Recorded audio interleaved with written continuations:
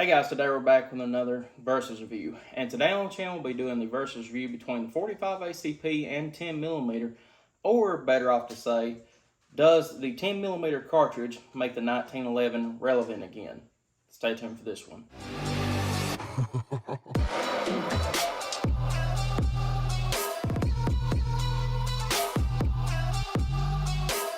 Alright guys, we're back. Once again today in this video, it's pretty much going to be a versus review between a 10mm 1911 and a 45 ACP 1911.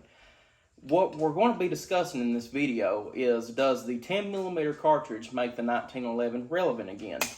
This is loaded, so we will set this magazine off to the side. The gun is safety checked and it is safe to talk about. This magazine is not loaded, and the gun is empty as you see here. So they're both safe to talk about. I have a little cheat sheet here to my left that will talk about more of the ballistic standpoint of both calibers, so I'll be checking in on that every now and then. But this come to my mind whenever I was actually in a 1911 group that talked about, is the 1911 even still relevant anymore for everyday carry or law enforcement use, or even a military standpoint use? And that's what we're going to try and cover today. So this one right here is the Dan Wesson Kodiak 10mm in a 6-inch barrel 1911. I've had this one now for approximately almost 3 years. It's right at 3-year mark. So I know about every ins and outs of this gun right here. I actually had it custom made for me through Dan Wesson whenever I was in the police academy. So it's got a special place in my heart, but I actually knew what I was looking for and wanted whenever I bought this, because if I'm not mistaken, it cost me $2,500 to build. This one right here is a 6R 1911 45 ACP stainless rail. This one, the only thing I've done to it different is put some different 6R wood grips on it. It actually comes with like a black wood type of grip, and I put a full length guide right in it as well. But this is one of the first firearms I ever actually had on my channel that was higher end to review. Way back even, and I think it was 2017, 2018 is whenever I actually originally reviewed one of these. I sold it off to get a Dan Wesson, sold that Dan Wesson off to get a Wilson Combat, sold them Wilsons, got a Nighthawk, sold that Nighthawk, got an Ed Brown, and even ended up making my way to a Dan Wesson Kodiak. But this is one that I did pick up a while back, because just this gun in general, it has a special place to me, because it, like I said, it was one of the first higher end weapons I'd ever bought myself personally and reviewed, and I hated that I had to let it go whenever I did, because I was kind of in a rough point whenever it comes to money wise. So I did have to sell it, and I ended up upgrading this, that, and the other. But this is one of my favorite 1911s that I've ever had, and that I still have to this day. So the reason that I'm talking on, does a 45 still, or this 10mm make the 1911 platform, I guess you would say, useful again, reliable again, or you know, to where we would actually possibly use it for a law enforcement standpoint, is because 45 ACP has been a caliber that's been around for a very long time. They used it in World War I with the original 1911, used it in World War II, 1911 A1, all the way up through Vietnam, and it was finally replaced by the Beretta M9 in 1982 or 83, if I'm not mistaken. One of the big reasons that they actually replaced it for was because whenever they actually got into but right before the War on Terror, people started actually shooting handguns with actual accuracy using their sights. Even though the original 1911s did have sights, it was meant to point and shoot. And whenever they got the Beretta, they started actually trying to shoot accurately with a pistol. And the 45, just at that time period, limited capacity, which the Beretta had 15 rounds, but with a limited capacity about either 7+1 or 8+1, the 45 was pushed to the side, and more Wonder 9s come out, such as a Glock. You had Beretta, even though the high power has been around a long time. A lot of companies started carrying around high powers, but the 45 or 1911 platform got pushed to the side a little bit. Well, in 1986, whenever the Miami-Dade shootout happened, where a few FBI agents got killed and other ones got severely wounded, they switched and wanted to make a 10mm, which is what this caliber right here is. It was a lot more powerful than a 9mm, 38 Special, and 357. It was pretty much one of the first hand cannons in an automatic system. So they run with the 10mm for a few years, but a lot of the smaller officers could not handle the 10mm recoil, so they made it into a 40 Smith & Wesson, and it pushed 10mm to the back burner. Well, here in 2022, 10mm has been coming back ever so slightly every year, and now we've got 6R releasing a new P320 and 10mm. You've got B&T releasing the AP9 or AP10 and 10mm, and just so many different firearms are now produced in 10mm to where I thought this will be a good time to talk about the 10mm and the 1911 platform. I think Colt was one of the first ones to release a 10mm in the 1911 platform with a Colt Delta Elite, which was a very nice firearm back in the day, but with as powerful as the 10mm is, the original ones had really bad problems with the frame breaking on them because of how powerful the round was. So they redesigned the frame a little bit in the first Delta Elites and released them, and I believe that fixed the frame problem pretty well. But even today, if you pick up a original Delta Elite, I would advise either put it in your safe or resell it if you're actually planning on shooting it, because they're not a gun that I could say to shoot a lot of 10mm through, because you will end up having problems with it. But anyway, getting back to the original reason we're here, 10mm puts out a lot more powerful of a round than 45 does.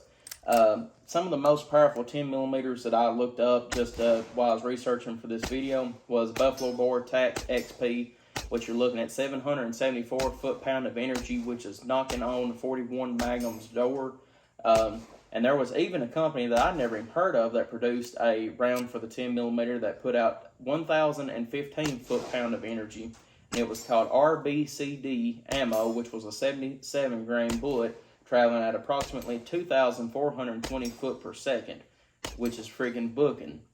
That being said, I don't know how well that ammo performs, but at 1,015 foot-pound of energy, that is a absolute hand cannon. That's almost pushing 44 Magnum territory. Most of your 10mm nowadays is loaded about around 500 to 600 foot-pound of energy, which is slightly less than the 774 that I was quoting earlier. That's by Buffalo Bore. There's plenty of other ones that make full load 10mm, such as Double Tap. And I'm trying to think of Underwood is another one right off the top of my head. But you know, if you actually are looking at 10mm ammo, you can even find companies that are downloading them enough to a 40 Smith & Wesson, which you're looking right around 400 to 350 around there foot-pound of energy. Which, if you're going to be carrying around a cannon, why not get the loads that are actually loaded for 10mm? That being said, 10mm just is a lot more powerful than a 45 ACP. You still have that limited capacity of 8+1.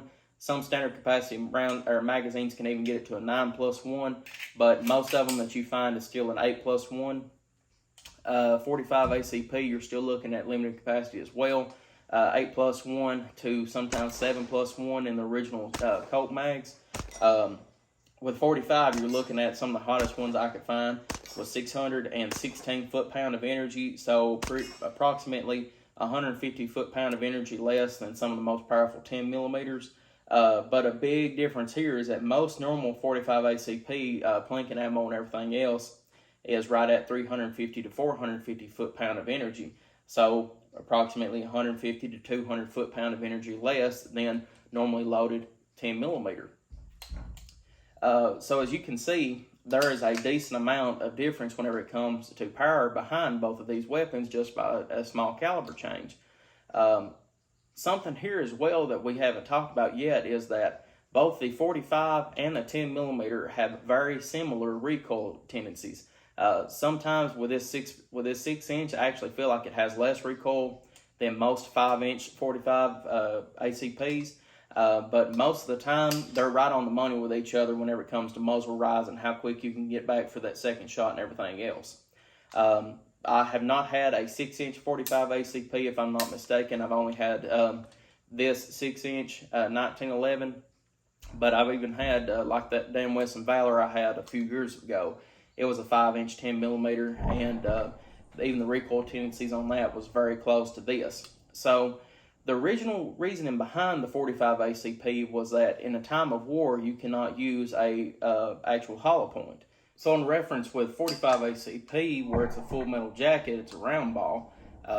Whenever you actually shoot, say, a target or whatever else with it, where it is a round ball and it's going slower than the speed of sound, whenever it strikes your target, let's say, it will most likely deplete a lot of its energy before exiting the other side of it, which, like we'll say 9mm, if you shoot something and it's full metal jacket 9mm round ball, it will go straight through your entrance and out the back without depleting a lot of energy, as long as you don't hit something like bone.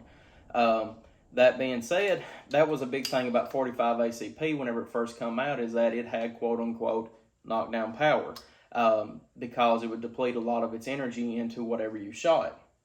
With 10mm, it acts almost the same as 9mm, but not as bad. It will deplete a lot of its energy through the target before exiting the other side, but it will not do a full depletion, and like a 45 most of the time will, unless you pick the correct hollow point ammunition with it. 10mm overall, though, guys, is just a lot better round than 45 ACP if you're doing anything but, say, a full metal jacket. With 45, with a full metal jacket, you should get almost to maybe a little bit less from almost, but you should get a lot of energy depletion into your target. With 10mm, depending on how thick your target is or whatever else, I've seen it either deplete somewhere around half the energy to 3/4 energy, but with a full metal jacket, I've never seen it deplete a full round into it, because it almost always exits the other side. But now whenever you get into hollow point ammunition, it does its job very well and does the penetration that was needed in the FBI standalone test and all that, and it gets the job done pretty well and leaves a pretty nasty mark. And I've actually seen it with some pictures that they actually showed in one of my forensics class what 10mm will do versus 45, 9, and all that. But not even looking from a self-defense standpoint, but from an actual even hunting standpoint, 10mm is one of the widely used cartridges in, say, Alaska or the Rocky Mountain stuff, where people go hunting for big game, to where there might be grizzly bears, brown bears, stuff that is higher up on the food chain than humans are if you're not having a actual weapon with you. A lot of people, the debate is between a 44 Magnum or 10mm on which one's the better one to carry. I myself would rather have a 10mm, say, in a 1911 such as this one, or a Glock 40 with 15 rounds of capacity, versus a 44 Magnum with 6 rounds of capacity, and very similar, but power. But even then, 44 is still about 150 to 200 foot-pound of energy heavier than a 10mm whenever it comes down to power-wise.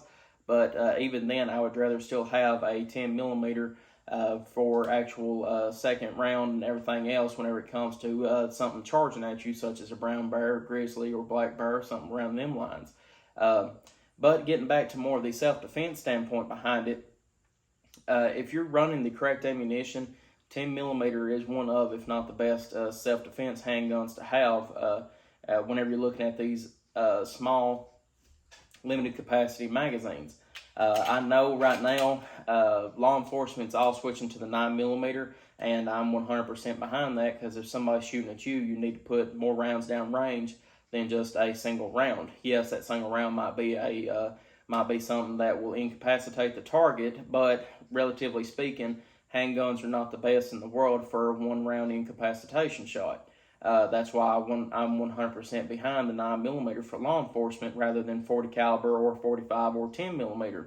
But whenever you're looking at special operations teams such as LAPD, a lot of them still use 10mm, or not 10mm, but 45 1911s. I remember I watched a video one day and they was all carrying Nighthawks, some of them was carrying Kimbers, but most of them was carrying 45 ACP 1911s, and barely any of them was carrying Glock pistols. That's why, to me, relatively speaking, I think the 10mm cartridge just does make the 1911 more useful nowadays, and actually brings it back to say, hey, this is an actual viable round that we can use for self-defense, or for duty usage, or for hunting or anything else. And I think that now with as much power as the 10 millimeter has behind it, relatively speaking, coming from all the gun companies, I think that 10 millimeter is now 100% more popular than 40 caliber, because 40 caliber is almost a dead round. But 10 millimeter, relatively speaking, is gaining enough momentum back to where you're almost getting ready to see it become very popular, just as the 9 millimeter. 10 millimeter is a popular round, but it's not as popular as a 45 or 9 millimeter. But it's getting back there in popularity because people are just now understanding what the 10 millimeter can do and what it does do. So guys, I hope y'all enjoyed this video. I know it's a little bit longer than most of the videos I make whenever it comes to versus reviews, but this is something that I've been thinking about doing for a long time, and I hope I've explained myself pretty well whenever it comes to the energy depletion of a 10 millimeter and 45, and just how more accurate a 10 millimeter is than a 45 ACP. Because even speaking on that standpoint, 10 millimeter, the drop range after, it starts to drop pretty heavily after about 100 to 125 yards. But a 45 ACP at 25 yards, you can even see about 6 inches, and even at 50 yards, I think it's about a foot there. So, where the bullet is actually traveling less than the speed of sound and how heavy it is, you can actually, if you're really good, you can actually see the bullet start to actually come out of the end of the gun because it's traveling so slow. And I can remember even shooting it at longer ranges, you can actually see it start to fall. So you have to, most of the time, if you're aiming at something that's about 100 yards out, you have to aim about a foot over it, and you can actually see the bullet lob in because it's traveling so slow. Just very interesting overall, especially when you get into ballistics and accuracy and everything else.